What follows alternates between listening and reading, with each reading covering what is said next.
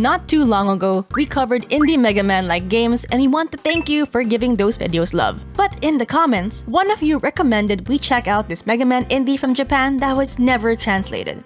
Well, it's a good thing one of our friends and resident editor here at Game8 knows a thing or two about Japanese. Konnichiwa, motherfucker. So we got him to try that out, and now we'd love to introduce to you a Megaman-like that needs more love from the English-speaking community.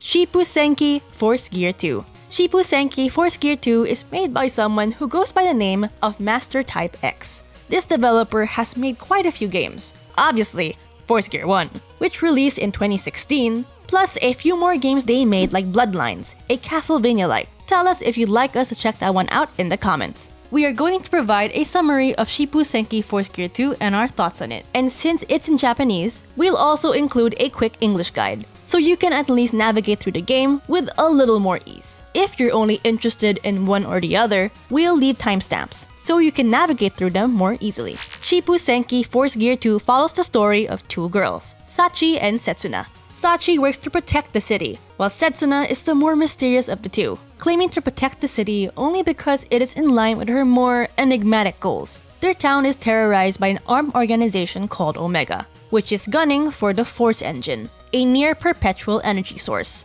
To achieve their goals, Omega deploys powerful cyborgs called Ogres to wreak havoc. It's up to Sachi and Setsuna with their special-powered suits called Force Gear to stop Omega and their dastardly plot.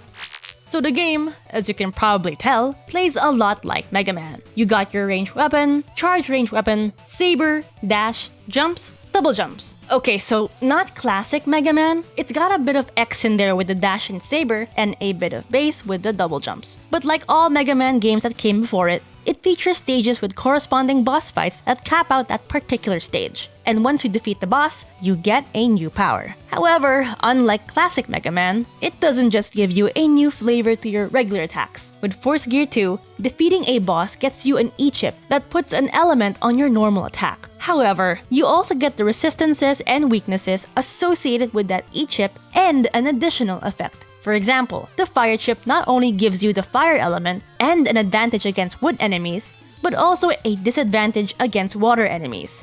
Additionally, you deal extra damage as your normal attacks now hit twice. Furthermore, you also get a new sub-weapon in the form of new sword techniques for Sachi. For Sachi, yes, both Sachi and Setsuna are playable characters, and both have pretty contrasting playstyles. They are different enough that our editor had trouble adjusting to Setsuna when he first started her playthrough. It's like when you can get used to base in Mega Man and Base, and have a hard time adjusting to Mega Man's double jump-less gameplay. Mega Man and Base is my personal favorite classic Mega Man, by the way. He said, "Thank you for your service, dude." Oh, speaking of double jumpless, Setsuna also doesn't have double jump like Sachi. Instead, she has a mid-air dash. This mid-air dash can also work as an attack, kinda like another Mega Man-inspired game we took a look at, Berserk Boy.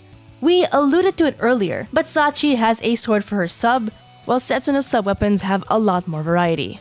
More detailed descriptions of the abilities will be down in the game guide portion later on the video. Much like classic Mega Man, you're given a shop much like Autos where you can buy chips to further enhance your gameplay, which we will also get to later. Unlike classic Mega Man, however, it also gives you the chance to use that currency to upgrade your stats, something we haven't seen from a side-scroller Mega Man yet. At least from what I can remember. Let's get a little more into the gameplay. The gameplay is actually pretty fun. It feels really familiar to anyone who has played a Mega Man game before. Our editor initially just played this for the video, but liked the gameplay loop enough that he played this even after he needed to. From the 3 difficulties, we played on normal. But even normal gave us a pretty good challenge. One of the essential factors that will get you to keep coming back to play is the game's stage rank system. The game gives you a rank based on how well you played through a stage. This rank is affected by things like how many enemies you defeated, how many times you died, how much damage you took, time, etc. Oh, right. You also don't have lives in this game. You have unlimited retries. However, dying and excessive healing reflect poorly on your score, so you still have an incentive to play skillfully. This system also removes the hassle of being booted to the stage select screen, which I think is a pretty good change. There's also a combo gauge in the corner over there, playing a role in your scoring. It goes up when you hit enemies, and resets when you get hit, die, or touch a checkpoint. Yes, if you want to maximize your playthroughs, no checkpoints for you. There's even an option in the menu called Combo Mode where you get to choose between 3 settings. These settings determine how much you earn from hitting enemies and how much you lose from getting hit. We'll talk about it in more detail in the guide portion later in the video. But aside from that, it's a good game for score/record chaser type gamers. The music is also really well made. It really captures the vibe of that era of video games well, and puts me in a nostalgic mood. This one is probably my favorite.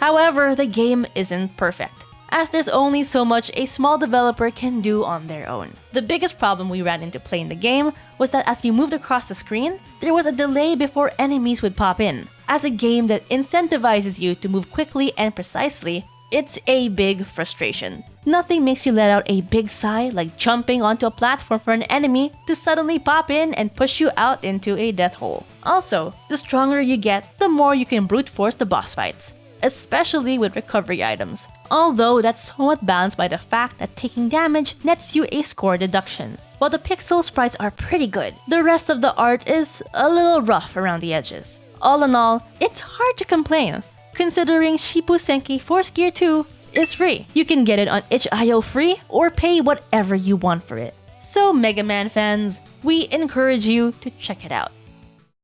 Now that you hopefully want to try it out, let's teach you some basics so that you're not lost in translation. You can definitely try to play without knowing what's going on, since most of the game plays like your typical Mega Man anyway. But it doesn't hurt to not go in blind. Force Gear 2 is set with a Nintendo controller scheme in mind, so remember that as we talk about the buttons and controls. By default, the controls are set so that you can dash when you double tap left or right. You can imagine that some people might not prefer that, or that it could be prone to misfires. So if that's something you might want to disable, go to the options and choose disable, as shown on the screen here.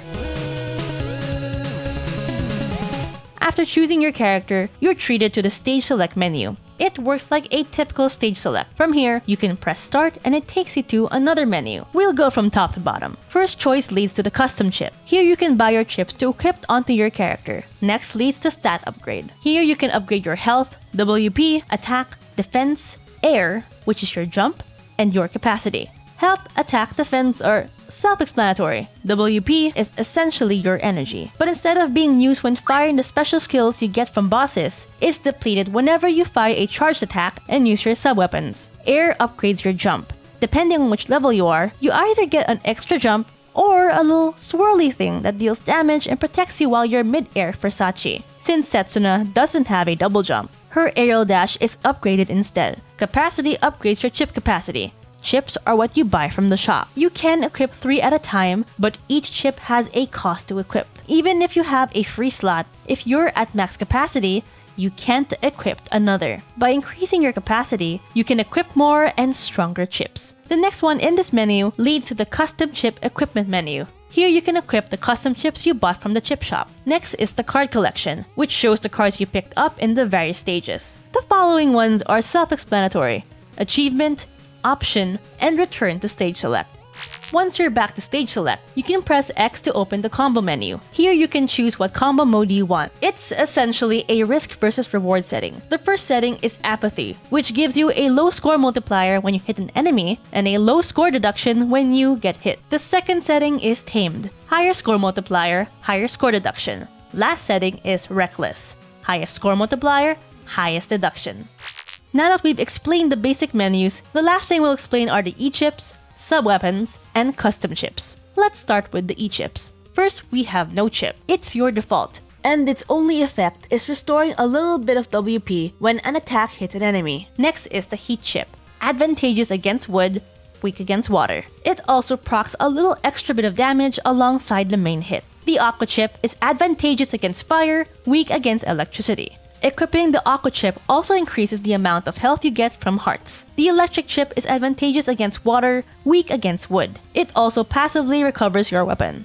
The wood chip is advantageous against electric and weak against fire. It reduces damage taken from traps and lengthens your iframe duration. The light chip is strong against dark and has no weakness. It also deploys a protective barrier when you're attacking. The shadow chip is advantageous against light enemies while also not having any weaknesses. While equipped, you recover a bit of health when defeating enemies. Now you might be thinking, light and dark are strong against each other, but have no weakness? I think it means you deal more damage to enemies of that element, but suffer no additional damage. But we haven't tested it out, so if we're wrong, feel free to correct us in the comments.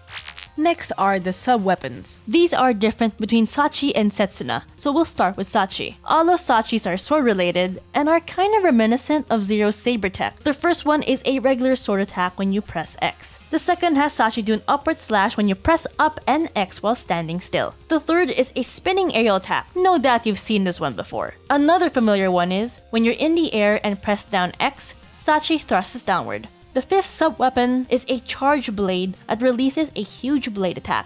The sixth shoots out a blade beam when you attack. The last one fires a projectile from your sword when you press down X while standing still. This attack pierces through enemies. Next up is Setsuna's sub-weapons. The first one is a lock-on projectile. When an enemy is hit with one of these, a mark is put on them, and other attacks you do will home onto that enemy.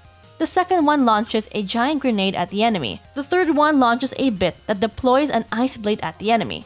The fourth sub-weapon unleashes a powerful long-range beam. The fifth one launches a short-range but strong bullet. The sixth sub-weapon deploys bits to surround you, acting as both a defensive and offensive skill. Setsuna's last sub-weapon launches 3 boomerangs forward that attack enemies in a fan pattern in front of you. Before we explain the last thing in our guide, the items, let's get back to the chip shop. All of these items share a description between Sachi and Setsuna. However, the last 3 are specialized for each, so only those 3 would be different. The first one on the list is Item Plus. When equipped, this chip increases the amount of HP healed.